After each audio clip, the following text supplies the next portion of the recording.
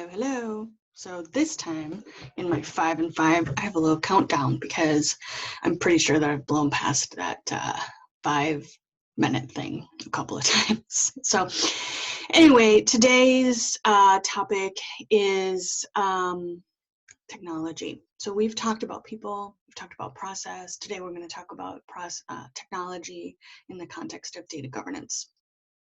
And these tips are probably a little bit different. So first and foremost, one of the things that I think is really critical, and all of these tips again are out of the book Disrupting Data Governance, available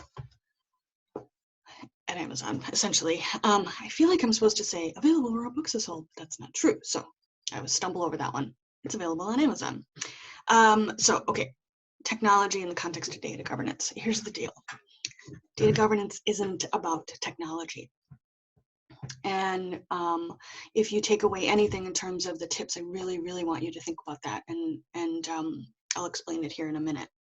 So with that sort of jumping off point, and that's a tip, it's really not about technology. There are a couple of things I want you to think about. Data catalogs.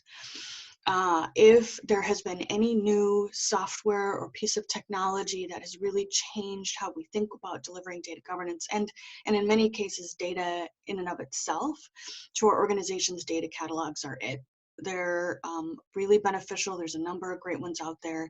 In the book, I talk a little bit about how to make those assessments in terms of looking at that software and vetting that for your organization. So that's number 2, data catalogs. But the main thing, number 3, is I want you to know your process. I do not want you to run out and buy a data catalog first thing. I really want you to understand the goals of your data governance function, who's going to be doing what, the process associated with all those, and I need you to have those pretty locked down before you even ever think about buying a piece of technology. And the 4th tip is the reason why I really want you to have those things knocked down, sort of the vision of your data governance, the who, the what, the why, the how, is because the first thing that's going to happen after you buy that technology, somebody is going to ask you to prove the value of it in terms of maybe even sometimes a return on investment, which is always really difficult.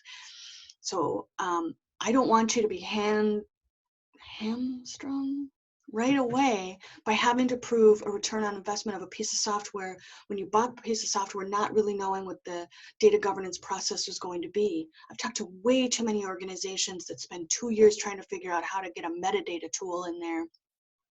And executives are knocking on their door. We're like, why did we spend 6 figures on this one? I don't even know what we're using it for. And then you're immediately back on your heels and you're always trying to prove that data governance is worth it, and it's just not, that's not the position that you want to be in terms of a data governance leader. So I really don't want you to run off and buy a bunch of tools first. I really want you to think about it, because that ROI is going to be tough to prove, to be honest with you. Okay, and then the last one in terms of technology, which is sort of almost like a one-off and aside. But I've talked about this for a really long time, even before I was trying to disrupt data governance, and that is a data quality dashboard. So this isn't a data catalog tool per se, or even a data governance tool, but the best data governance tool you have is communication, and the best way to communicate is to show people how you measure data quality. We've talked about certified data quality for a really long time, but I want you to put a dashboard out for the world to see based on the context of how you define that data. How good is our data in terms of metrics? So I really, really want you to think about creating a data quality dashboard, and that can be however it makes sense for your organization, but it's really about communication. So use that technology to